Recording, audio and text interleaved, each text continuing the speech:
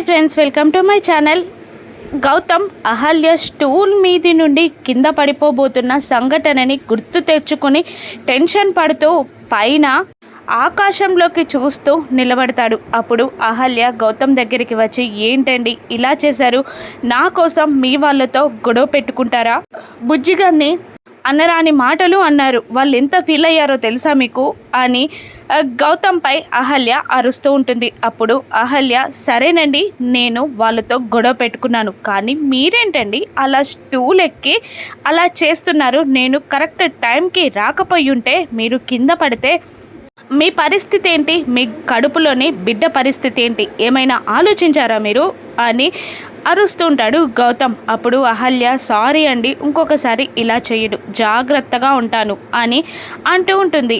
అటువంటి పరిస్థితుల్లో మిమ్మల్ని చూసేసరికి నాకు అసలు గుండె ఆగిపోయినంత పనైంది. అసలు మిమ్మల్ని కాపాడుతున్నానా, నన్ను నేను కాపాడుకుంటున్నానా అన్న ఫీలింగ్లోకి నేను వెళ్ళిపోయాను తెలుసా? మీకు ఆ విషయం అర్థమవుతుందా? మీ కడుపులోని బిడ్డ నాకెంత ముఖ్యమో మీకు తెలుస్తుందా అని గట్టిగా అడుగుతూ ఉంటాడు గౌతమ్. సారీ అండి, ఇంకోసారి అలా చేయను, కానీ మీరు కూడా నా కోసం ఇంట్లో వాళ్ళతో గొడవలు పెట్టుకోవద్దు అని అంటూ కింద గార్డెన్లో కూర్చున్న బుజ్జిగాడి వైపు చూసారా, మీరన్న మాటలకి బుజ్జిగాడు ఎంత బాధపడ్డాడో చూడండి, డల్గా కూర్చున్నాడు అని అంటూ బుజ్జిగాని వైపు వేలు చూపిస్తుంది అహల్య. అక్కడున్న బుజ్జిగాన్ని చూసి గౌతమ్ కూడా ఫీల్ అయి బుజ్జిగాని ముందుకి వస్తాడు. బుజ్జిగాని ముందు మోకాళ్ళ మీద కూర్చొని రెండు చేతులు చాపుతూ సున్నుండాలిస్తూ ఉంటాడు గౌతమ్. సారీ బాబాయ్, మామయ్య అని అంటూ ఉంటాడు బుజ్జిగాడు. నేనే నీకు సారీ చెప్పాలరా అని గౌతమ్ అంటూ ఉండగా, నేను అలా అత్తకి ప్రమాదం జరుగుతుందో అనుకోలేదు, ఆకలిగా ఉండేసరికి అలా అడిగా, ఇంకొకసారి అత్తని ఇబ్బంది పెట్టను, అత్తకు పని చెప్పను అని బుజ్జిగాడు అంటుండగా, అయితే అప్పుడు నేను నీ దోస్తుండను అని అహల్య అంటూ ఉంటుంది. అదేంటి అని బుజ్జిగాడు అడుగుతూ ఉండగా, అంతే కదా మరి, నువ్వు నాకు పని చెప్తేనే నేను నీకు పని చెప్తాను, మన ఇద్దరం ఫ్రెండ్స్గా ఉండొచ్చు, లేదంటే నీ ఇష్టం, నేను ఫ్రెండ్ కాదు అని అహల్య బుంగమూతి పెట్టుకుంటుంది. ఇక గౌతమ్, సరే సరే, ఇంకొకసారి మీ ఇద్దరి ఫ్రెండ్షిప్లో నేను తలదూర్చను అని గౌతమ్ బుజ్జిగారిని బ్రతిమిలాడుతూ ఉంటాడు. ఓ థ్యాంక్ యూ మామయ్య అని అంటూ సున్నుండాలని తీసుకుని హ్యాపీగా ఫీల్ అవుతాడు బుజ్జిగాడు. బుల్లబాయ్ ఒక డాబాలో కూర్చొని మందు తాగుతూ ఉంటాడు. చాలా ఎక్కువగా మందు తాగుతుండగా పక్కనున్న అసిస్టెంట్, ఏంటి బాస్ ఇది, మీరు ఇంతలా తాగడం ఏంటి అని అంటుండగా, ఎంత తాగినా ఎక్కట్లేదురా, ఈ మందు పవర్ తగ్గిందా, నాలో స్టామినా పెరిగిందా అని బుల్లబాయ్ అడుగుతూ ఉండగా, లేదు, నీ ప్రాణాన్ని బంగారంలో పెట్టావు, ఆ బంగారమేమో పిట్టలాగా ఎగిరిపోయింది, తను దొరికే వరకు నీకు ఏది సహించదు అని అంటుండగా, అవునరా, నిజంగానే దాన్ని వదల అని అంటుంటాడు బుల్లబాయ్. అప్పుడే బాస్ నుండి ఫోన్ రావడం, హలో బాస్ అని అంటూ ఉంటాడు బుల్లబాయ్. ఏంటి, నేను చెప్పిన పని వదిలేసి మంచిగా కూర్చొని మందు తాగుతున్నావా అని అడుగుతుండగా, నేను చేసేదల్లా మీకు కనబడుతుంది, అహల్య ఎక్కడుందో మీకు తెలీదు, వెతకమని నన్ను వాయిస్తూ ఉంటారు, ఆ అహల్య ఎక్కడుందో చెప్తే వెతుకుతాను కదా అని అంటుండగా, నాకు తెలిస్తే నీకెందుకు చెప్తానురా అని బాస్ అంటూ, ఈసారి టైం ఇస్తున్నా, ఈసారి కనుక అహల్యని కనిపెట్టలేకపోతే ఏం జరుగుతుందో నేను చెప్పలేను అని అంటుంటాడు బాస్. నాకు బాగా తెలుసు, కనిపెడతా అని అంటూ కాల్ కట్ చేస్తాడు బుల్లబాయ్. వీడి నసుగుడు ఎక్కువ అయిందిరా, బంగారం దొరకట్లేదు, వీడి నసుగుడు ఎక్కువ అయింది, ఏం చేయాలో అర్థం కావట్లేదు అని మళ్ళీ మందు తాగుతూ ఉంటాడు బుల్లబాయ్. ఇక డైనింగ్ టేబుల్ దగ్గర అందరూ కూర్చోగా సుభద్ర అహల్య ఇద్దరు వడ్డిస్తూ ఉంటారు. అప్పుడు భానుమతితో సుభద్ర ఇలా అంటుంటుంది, అత్తయ్య గారు మీతో కాస్త మాట్లాడాలి అని అంటుండగా, ఏంటి అని అంటుంటుంది భానుమతి. అప్పుడు గౌతమ్ అహల్య మెడల్లోని తాళి లాక్ అవ్వడం చూసి జరిగింది గుర్తు తెచ్చుకొని, అహల్యకి 16 రోజుల పండగ జరిపిద్దామనుకుంటున్నాను అని అనగానే అందరూ షాక్ అవుతారు. దాన్ని కోడలిగా ఎవరు ఒప్పుకోలేదు, అటువంటి దానికి 16 రోజుల పండగనా అని భానుమతి అంటూ ఉంటుంది. ఏది అవసరం లేదు అని భానుమతి అంటుండగా, అలా కాదు అత్తయ్య గారు అని సుభద్ర ఏదో చెప్పబోతూ ఉంటుంది. నువ్వు ఒక్కదానివి కోడలుగా ఒప్పుకుంటే సరిపోతుందా, దాన్ని ఇంట్లో ఎవరు కోడలుగా ఒప్పుకోలేదు అని అంటూ ఉంటుంది భానుమతి. 16 రోజుల పండగంటే ఏంటి అని అప్పుడే అక్కడికి వచ్చిన అతిథి అడగ్గా, పెళ్లినాడు కట్టిన పసుపు తాడికున్న పుస్తల్ని తీసి బంగారు గొలుసుల్లో కుచ్చి పెళ్లి కూతురు మెడల్లో పెళ్లి కొడుకు వేస్తాడు. అంటే మళ్ళీ పెళ్ళన్నమాట. మంగళ స్థానాల నుంచి మళ్ళీ తాళి కట్టడం వరకు అన్నీ ఉంటాయి సాంప్రదాయబద్ధంగా అని అంటూ ఉంటుంది అనామిక. అంటే నేను ప్రేమించిన వారితో నా కళ్ళ ముందే వేరే అమ్మాయి మెడలో తాళి కట్టిస్తారన్నమాట. అసలు నేనెలా ఊరుకుంటాననుకుంటున్నారు మీరందరూ? నేను చావాలి అనుకుంటున్నారా అని అతిథి అంటూ ఉంటుంది.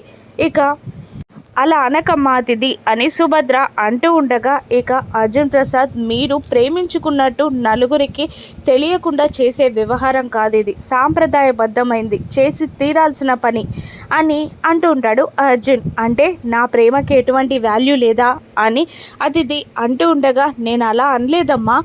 ఆడదాని మెడలో ఒక్కసారి తాళి పడ్డాక ఆ తాళిని కాపాడుకునే బాధ్యత ఆ అమ్మాయికి ఎంత ఉంటుందో ఆ కుటుంబ సభ్యులకి కూడా అంతే ఉంటుంది అని అంటూ ఉంటాడు అర్జున్ ప్రసాద్. సుభద్ర కూడా ఇలా అంటూ ఉంటుంది.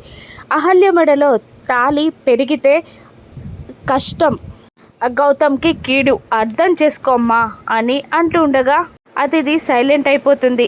ఇక అనామిక ఏదో మాట్లాడబోతూ ఉండగా, ఇక వెంటనే అర్జున్ ప్రసాద్, ఇది ఫైనల్, ఇది జరుగుతుంది అని అంటూ అక్కడి నుంచి చేకడుకొని లేచి వెళ్ళిపోతాడు. ఇక రూమ్లోకి వచ్చిన అహల్య తన బ్యాగ్ సర్దుతూ ఉండగా గౌతమ్ వచ్చి, ఏంటండి బ్యాగ్ సర్దుతున్నారు అని అడుగుతూ ఉండగా, మీ జీవితంలో నుండి, మీ లైఫ్లో నుండి నేను వెళ్ళిపోవాలి అనుకుంటున్నాను, దానికి నాకు పర్మిషన్ కావాలి అని అడుగుతూ ఉంటుంది అహల్య. ఓహో అవునా అని కాస్త కోపంగా చూస్తాడు గౌతమ్.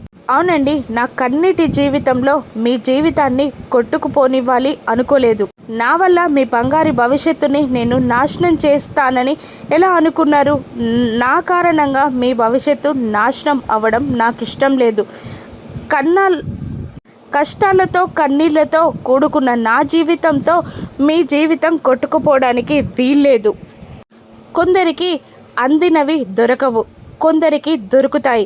నాలాంటి దురదృష్టరాలి జీవితంలో మీరు వచ్చి మీ అదృష్టాన్ని కూడా చేజార్చుకొని నాలాంటి దానితో జీవితం సాగించాలని నేను అనుకోవట్లేదు అని అంటూ ఉంటుంది అహల్య.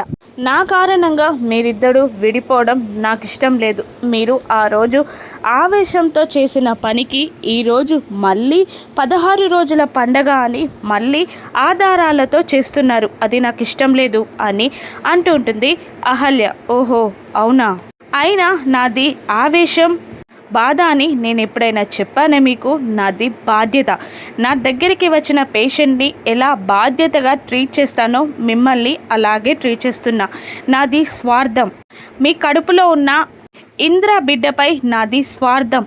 మంచి మనసుని నేను వదులుకోవాలి అనుకోవట్లేదు. మీలాంటి మంచి మనసుని నేను వదులుకోవాలి అనుకోవట్లేదు.